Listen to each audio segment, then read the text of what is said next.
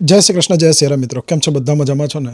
આપણે જ્યારે પણ આ ચેનલ ઉપર હું વિડીયો અપલોડ કરું છું તો એની પાછળ તમે સૌ જાણો છો કે કંઈકનો કંઈક ઇન્ટેન્સ મારો હોય છે કે એક સાચી અને સારી માહિતી તમારી સુધી પહોંચે એવો મારો પ્રયાસ હોય છે. તો વિડીયોને અંત સુધી ચોક્કસથી જો. વિડીયો એટલા માટે ઇમ્પોર્ટન્ટ છે કે જે લોકો 2026માં ઇન્ડિયાથી યુકે હાયર એજ્યુકેશન માટે આવેલા છે, મતલબ કે સ્ટુડન્ટ વિઝા પર આવેલા છે, એમની માટે તો ઇમ્પોર્ટન્ટ છે જ. પણ જે મા બાપ પોતાના બાળકને 2026ને આવનારા સમયની અંદર યા તો 2027માં જેટલા પણ મા બાપ પોતાના બાળકોને યુકે મોકલવા માગે છે યા તો જેણે મોકલી દીધા છે ઓલરેડી પોતાના બાળકોને, એ બધા માટે ખૂબ જ ઉપયોગી વિડીયો છે. અને અત્યારે યુકેની જે કન્ડિશન છે આપ સૌ જાણો છો. ઘણા બધા વિડીયોમાં તમે જોયું હશે કે યુકેના જે 7મા પ્રાઇમ મિનિસ્ટર બન્યા એન્ડી બરહમ, આપણે પણ એની ઉપર વિડીયો ઓલરેડી બનાવી દીધેલો છે કે શોર્ટ ટાઈમમાં એ બનવાના હતા અને પછીના લગભગ ત્રીજા કે ચોથા દિવસે પછી આપણે એક વિડીયો અપલોડ કર્યો હતો. એની અંદર મેં માહિતી તમને ઓલરેડી આપી દીધી હતી કે એ એન્ડી બરહમ જે હતા એમનું પ્રાઇમ મિનિસ્ટર માટે સિલેક્શન થઈ ચૂક્યું હતું અને એમણે લાસ્ટ મંડે જે ઓથ લેવાની હોય એ પણ લઈ લીધી છે. અને આજની તારીખમાં હવે એ લોકોએ પોતાની જે કેબિનેટના મંત્રીઓ હોય એ બધા જ કેબિનેટ મંત્રીઓને નવા જે ચેન્જીસ કરવાના હતા એ બધાને ચેન્જ કરવા લાગ્યા છે.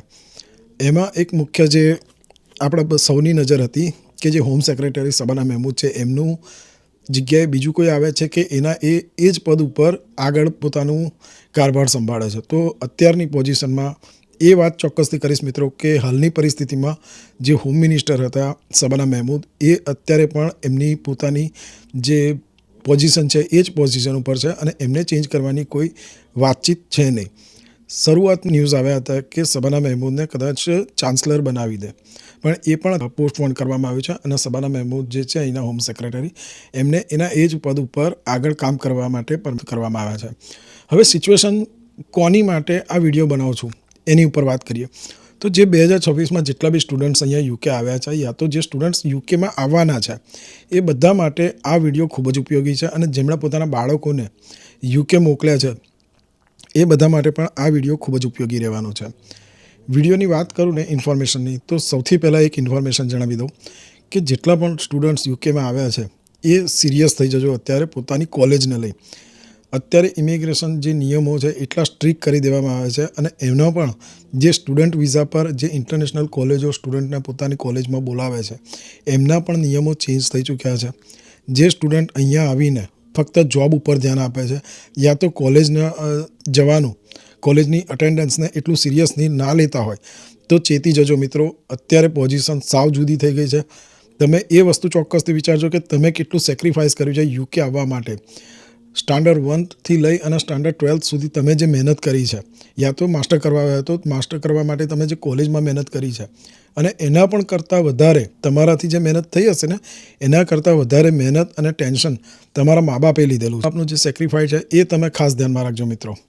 કારણ કે અત્યારે જોવા જઈએ તો તમારા મા બાપે જે સેક્રિફાઈસ કર્યું છે તમારી માટે, એમણે પોતાના શોખને મારી તમારા માટે યુકે આવવા માટે જે ફીસ ભેગી કરી છે એની ઉપર ધ્યાન આપજો મિત્રો કે એમણે કેટલી મહેનત કરીને પૈસા ભેગા કર્યા છે.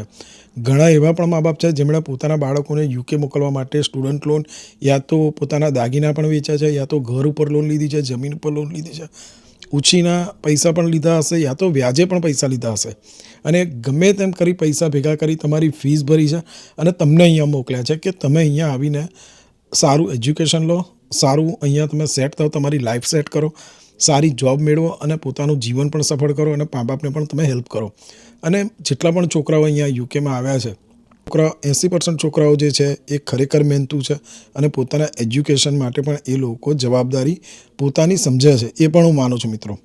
પણ જે 20% જે છોકરાઓ છે જે કોલેજ અને બીજું કહીએ કે જોબને જ ખાલી પ્રાયોરિટી આપે છે અને કોલેજની અટેન્ડન્સને પ્રાયોરિટી આપવાનું એ ટાળતા હોય છે, તો એ છોકરાઓ માટે યા તો જે છોકરાઓ જે આવી ગયા છે ભલે જવાબદારી સમજતા, એમની માટે પણ અત્યારે હું એ વસ્તુ કહેવા માગીશ કે તમારી એટેન્ડન્સ પર ખૂબ ધ્યાન આપજો. વીકલી તમારી એટેન્ડન્સ કેટલા પર્સન્ટેજ છે તમારી કોલેજમાં ચાહે કોલેજમાં 1 દિવસ જવાનું હોય, 2 દિવસ જવાનું હોય, 5 દિવસ જવાનું હોય, તમે કોલેજ પહેલી જજો મિત્રો. કારણ કે જો કોલેજમાં 1-2 દિવસ કરીને તમે જો રજાઓ પાડી તો કોલેજ શું કરશે, તમારા 5 મહિનાનો 6 મહિનાનો જે રેકોર્ડ હશે એ રેકોર્ડને મેન્ટેન કરશે અને તમારી જે અટેન્ડન્સના પર્સન્ટેજ છે એ એમની રિક્વાયર પ્રમાણે જો નહીં થયા તો કોલેજ તમને પહેલી વાર નોટિસ આપશે, બીજી વાર નોટિસ આપશે અને ત્રીજી વાર કોલેજ તમારું નામ કોલેજના એડમિશનમાંથી રદ કરી દેશે અને એ સીધું હોમ ઓફિસને જણાવી દેશે કે ભાઈ અમે આ છોકરો જે છે યા તો આ છોકરી છે એ કોલેજ રેગ્યુલર આવતા નથી, જેથી કરીને અમે એમનું એડમિશન છે એ કેન્સલ કરીએ છીએ. ઘણા સંજોગોમાં કેવું થાય છે કે છોકરાઓ જોબ કરવાની લાલચમાં કોલેજમાં અમુક દિવસે રજાઓ પાડી દેતા હોય છે અને એ પણ એ વસ્તુ બહુ એમને આગળ જતાં નડતી હોય છે અને કોલેજ એ નથી સમજતી કે તમારી સિચ્યુએશન શું હોય છે, કેવી કન્ડિશનમાં તમે તમારી ફી ભેગી કરો છો. હું પણ માનું છું અને તમારા મા બાપને પણ એ વસ્તુનો કદાચ ખ્યાલ હશે કે અહીંયા સ્ટુડન્ટ વિઝા પર આવ્યા પછી મેક્સિમમ તમે 20 કલાક જ જોબ કરી શકો છો પર વીક. તો એ વસ્તુ કરવા માટે જે 20 કલાકની જોબ કરો છો એમાં હું પણ માનું છું કે તમારી ફીસ પણ પે નહીં કરી શકો યા તો ભેગી નહીં કરી શકો. આવનારા બીજા જે વર્ષો હશે એની જે ફી ભેગી કરવાની હશે એની માટે તમે મહેનત કરો છો, બરાબર. પણ એની સાથે સાથે તમારે તમારી કોલેજનું જે એટેન્ડન્સ છે એની પર પણ ફોકસ કરવું પડશે મિત્રો. હવે ઘણા સંજોગોમાં કેવું થાય છે કે છોકરાઓ જોબ કરતા હોય છે તો અમુક સમયે ત્યાં સ્ટાફની કમી હોય તો છોકરાઓ પાસે રજાઓ પડવામાં આવે છે કે ભાઈ આજનો દિવસ તું ના જઈશ કોલેજ, પણ અહીંયા તું સંભાળી લે. અને છોકરાઓ પણ પોતાના અવર્સ મેળવવા માટે થઈ એ પગલું ભરી લેતા હોય છે અને લોંગ ટાઈમ આગળ જતાં એ લોકોને એવા પણ ફેસ કરવા પડે છે સંજોગો કે ત્યાં એમને કોલેજમાંથી એડમિશન કેન્સલ થતું હોય છે અને પછી એમને ઇન્ડિયા જવાની વારી આવે છે. હવે આ વસ્તુથી બચવા માટે એક ઉપાય છે મિત્રો. જો ખરેખર અત્યાર સુધી આ વિડીયો જોયો છે ને તો આગળ પણ જોજો, તમારી માટે ખૂબ જ ઉપયોગી ઇન્ફોર્મેશન છે મિત્રો. અને જે મા બાપ પોતાના છોકરાઓને યુકે મોકલે છે પછી એમ વિચારે છે કે છોકરો જોબ કરે છે, સારી જોબ કરે છે, સારું કમાય છે તો પછી કોલેજ આપણે પડતી રાખીએ, એ ભૂલ ના કરશો મિત્રો. જો યુકેમાં સ્ટુડન્ટ વિઝા પર તમે તમારા બાળકોને મોકલ્યા છે ને તો જોબ પછીની પ્રાયોરિટી છે, પહેલું તમારું એજ્યુકેશન છે. યુકે ગવર્મેન્ટે તમને જે સ્ટુડન્ટ વિઝા આપ્યા છે તો એમાં જે એગ્રીમેન્ટ હોય છે એ એગ્રીમેન્ટ અને કોસ્ટ લેટર બંનેમાં એ મેન્શન કરેલું હોય છે કે પ્રાયોરિટી તમારી એજ્યુકેશન હોવી જોઈએ અને તમને જે 20 અવર્સની જોબ માટે પરમિશન મળે છે, વર્ક પરમિટ મળે છે 20 અવર્સનું વીકલી, એટલી જ જોબ તમે કરી શકો છો. એના ઉપર જોબ કરતાં જો તમે પકડાયા, મતલબ કે ઇલીગલી જોબ કરતાં પકડાયા તો તમારી પર એક્શન લેવામાં આવશે, તમારા વિઝા પણ કેન્સલ કરવામાં આવશે અને એ વસ્તુ અત્યારે થઈ રહી છે યુકેમાં મિત્રો.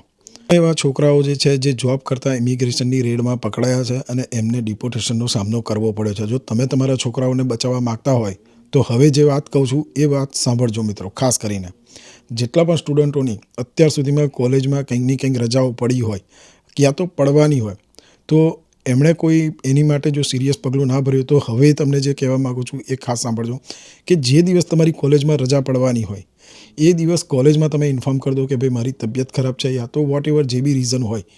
પણ જો તબિયત ખરાબનું તમે રીઝન આપતા હોય ને તો તમારે એ દિવસની જીપીની અપોઇન્ટમેન્ટ યા તો જીપીનું જે બી NHSની એપ્લિકેશન હોય, જો ના હોય તો ડાઉનલોડ કરી લેજો મિત્રો. અને NHSની એપ્લિકેશનમાં તમારે રજિસ્ટર થઈ અને ત્યાં તમારી જે સમસ્યા છે, જે તમારું એ હોય એનું ફોર્મ ભરવાનું આવે છે, એ ફોર્મ ત્યાં ભરી અને એવિડન્સ માટે તમારી પાસે રાખજો મિત્રો. જેટલા પણ છોકરાઓ 1 દિવસ 2 દિવસ યા તો 1 અઠવાડિયું જેવું કોલેજ ના જઈ શક્યા હોય એ છોકરાઓ જીપીમાં તમારું જે રજિસ્ટર્ડ જીપી હોય ત્યાં આગળ અપોઇન્ટમેન્ટ લઈ લેજો અને ત્યાં કોઈપણ હિસાબે તમારે નાની મોટી બીમારી બતાવી અને ત્યાંથી એક એવિડન્સ લેટર લઈ લેવાનો કે ભાઈ આ તારીખે મારી અપોઇન્ટમેન્ટ હતી અને હું મારી જે તબિયત હતી એ ખરાબ હતી અને જીપીની અપોઇન્ટમેન્ટને કારણે હું આગળ કોલેજ જઈ નથી શક્યો, મતલબ કે બીમાર હોવાને કારણે કોલેજ નથી જઈ શક્યો. આ એક રીઝન છે જે અહીંયા કોલેજો મોસ્ટલી વેલિડ ગણતી હોય છે. પણ અધર કેટેગરીમાં જો તમે રજાઓ પાડી હોય યા તો તમે દેશ છોડીને બહાર ગયા, મતલબ ઇન્ડિયા ગયા હોય કોઈ ઇવેન્ટ માટે, મેરેજ માટે, તો એના પણ એવિડન્સ તમારે તમારી પાસે રાખવા પડશે. જ્યારે પણ કોલેજ તમને નોટિસ આપે છે કે ભાઈ આ 3rd લેવલની નોટિસ છે તમારી, તમે એવિડન્સ અમને આપો કે તમે કેમ કોલેજ નથી આવ્યા, તો એ સમયે તમારી પાસે જો એવિડન્સ હશે, પૂરતા એવિડન્સ જેનાથી કોલેજને સેટિસ્ફેક્શન થશે કે તમારું જે રીઝન છે એબ્સન્ટ માટે એ જેન્યુઅન છે, તો જ તમારી એપ્લિકેશન જે અપીલ કરેલી હશે એને વેલિડ ગણવામાં આવશે અને તમારા વિઝા કન્ટિન્યુ રહેશે. અદરવાઇઝ કોલેજ શું કરશે એની ઉપર તૈયારીમાં એક્શન લેશે. તમને કોલેજ તરફથી મેલ પણ મળી જશે કે ભાઈ કોલેજમાં રેગ્યુલર અટેન્ડન્સ તમારી ઓછી હોવાથી તમારું જે વિઝાનું સ્ટુડન્ટનું જે સિલેબસ છે એમાંથી અમે તમારું એડમિશન વિથડ્રોલ કરીએ છીએ અને ટૂંક સમયમાં તમને તમારી પોઝિશન વિશે, વિઝા પોઝિશન વિશે તમને માહિતી આપવામાં આવશે. હવે સ્ટુડન્ટને આ મેલ મળ્યા પછી સ્ટુડન્ટ ઘણા લોકો ભૂલ કરતા હોય છે કે જે પોતાનું સ્ટુડન્ટ આઈટીનું પોર્ટલ હોય છે એ બ્લોક થયા પહેલાં કોઈ પણ જાતની એક્શન લેતું નથી, બિકોઝ એમને એ વસ્તુનું નોલેજ નથી કે હવે એમણે લોકોએ શું કરવું.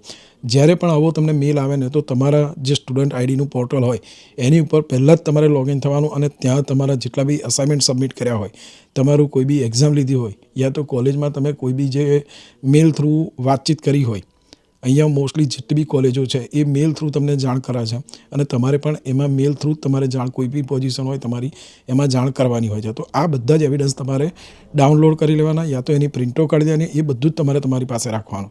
તમે કઈ તારીખે તમારે અસાઇનમેન્ટ સબમિટ કર્યા છે, એસાઇનમેન્ટનું રિઝલ્ટ શું છે, એ બધું જ તમારે તમારા એવિડન્સ માટે રાખવાનું છે. અને ત્યાર પછી જ્યારે પણ અપીલ કરો ત્યારે તમારે યા તો સોલિસિટરનો જો હેલ્પ લો તો સોલિસિટરને બતાવવાના તમારા ડોક્યુમેન્ટ, યા તો પછી તમે જાતે જો કરો તો એ બધા ડોક્યુમેન્ટ તમારે લગાવી અને પછી અપીલ કરવાની હોય. હવે આ વસ્તુ જણાવવાનો, આ વિડીયો બનાવવાનો મારો એક જ હેતુ હતો કે ઘણા બધા સ્ટુડન્ટ્સ જે છે યુકેમાં અત્યારે એમને આવી નોટિસો મળવાની શરૂ થઈ ગઈ છે જે ઇરેગ્યુલર હતા કોલેજમાં, યા તો કોઈ છોકરાઓ જોબ પર ઇમિગ્રેશનની રેડમાં પકડાય છે અને એમને તો એ જગ્યાએ તમે તમારું કોઈ પણ રીતે બચાવ કરવામાં 50% તમને આ બધા જે ડોક્યુમેન્ટ છે એ હેલ્પ કરી શકે છે. મિત્રો, જેટલા પણ લોકોએ પોતાના બાળકોને ઇન્ડિયાથી યુકે મોકલ્યા છે યા તો મોકલવા માગતા હોય તો પોતાના બાળકને જ્યાં સુધી એનું એજ્યુકેશન ચાલુ હોય ત્યાં સુધી વધારાના કલાકો જોબ કરવા માટે બર્ડન ના કરશો. અને જે છોકરાઓ યુકેમાં છે યા તો યુકે આવવાના હોય એ છોકરાઓને પણ હું કહીશ કે મિત્રો, પૈસા તો આખી જિંદગી કમાવાના છે. એકવાર તમારું એજ્યુકેશન પૂરું થઈ જશે, તમને PSW મળશે યા તો તમારું વર્ક પરમિટ થશે, એ પૈસા તમે ત્યારે પણ કમાઈ શકશો. પણ જો ચાલુ કોલેજે તમે જોબ કરતા ઇમિગ્રેશનની રેડમાં પકડાયા, ચાહે કેશ ઇન હેન્ડ જોબ હોય યા તો તમારી NIની જોબ હોય, પણ એમાં રેગ્યુલર તમારે 20 અવર્સ જે કામ કરવા મળે છે એટલું જ કામ કરવાનું છે. અને એ સિવાય તમારે પૂરતો ટાઈમ તમારી કોલેજની જે અટેન્ડન્સ છે એની પર ફોકસ તમારે રાખવું પડશે મિત્રો, અધરવાઇઝ તમારે પણ ડિપોર્ટેશનનો સામનો કરવો પડશે. ઘણા છોકરાઓ પોતાની ફી ભરવામાં જે એન્ડ ડેટ આવી જાય છે ત્યાં સુધી પોતાની ફી ભરવા માટે અવેરનેસ નથી લેતા અને છેલ્લી તારીખે ફી ભરવાની કોશિશ કરે છે. હવે અમુક સંજોગોમાં અહીંયા કેવું થાય છે કે બેંકોની સિસ્ટમ ડાઉન હોય યા તો બેંક હોલિડે આવી ગઈ તો એ ટાઈમે તમારા જે ફીઝના પૈસા હોય એ બેંકમાં અપડેટ નથી થતા અને એ કોલેજને એના તરફથી માહિતી નથી મળતી. અને અહીંયાની કોલેજો જે લાસ્ટ ડેટ તમને આપી દીધેલી હોય એ લાસ્ટ ડેટ પછી જો તમારી ફી ના ભરાય તો ત્યાં જ એ લોકો તમને મેલ કરી દે છે કે ભાઈ તમારી ફી રેગ્યુલર સમયે પૂરી નથી થઈ, જેથી કરીને અમે તમારું એડમિશન કેન્સલ કરીએ છીએ અને તમારે તમારી હોમ કન્ટ્રી પાછું જવું પડશે. એમાં તમારા વિઝા પણ કેન્સલ કરવા માટે હોમ ઓફિસને જણાવી દીધું છે. આ રીતના તમને મેલ મળી ગયા હશે જે લોકોએ ફીસ પે નહીં કરી હોય ટાઈમસર, અને એમાંના ઘણા સ્ટુડન્ટ્સ ઇન્ડિયા પણ પહોંચી ગયા હશે. તો તમારે જો અહીંયા યુકેમાં રહી તમારું ભવિષ્ય ઉજ્જવળ બનાવવું હોય તો આ બધી વસ્તુ પર ખાસ ધ્યાન રાખજો મિત્રો. અને જો જેટલા પણ લોકો તમારા બાળકોને ઇન્ડિયાથી યુકે મોકલવા માગતા હોય એ પણ આ વસ્તુનું ખાસ ધ્યાન રાખજો. યા તો તમારું કોઈ ફ્રેન્ડ્સ ફેમિલી યુકેમાં આવવાનું હોય તો એમને આ વિડીયો જરૂરથી શેર કરજો મિત્રો. આવનારા સમયમાં એમને પણ કંઈક ને કંઈક હેલ્પ મળી શકે છે. જો કોઈ સ્ટુડન્ટ સાથે આવી કોઈ પોઝિશન યા તો આવી કોઈ સિચ્યુએશન ઊભી થઈ હોય તો એ મને જરૂર સંપર્ક કરે. એને આગળ શું કરવાનું એની માટે હું માહિતી આપવાની જરૂરથી કોશિશ કરીશ મિત્રો. હવે જે પણ લોકો આ ચેનલ પર નવા આવ્યા હોય, વિડીયોને પહેલી વાર જોતા હોય તો પ્લીઝ ચેનલને સબસ્ક્રાઈબ કરી લેજો આવી જ વિઝા રિગાર્ડિંગ ઇન્ફોર્મેશન માટે.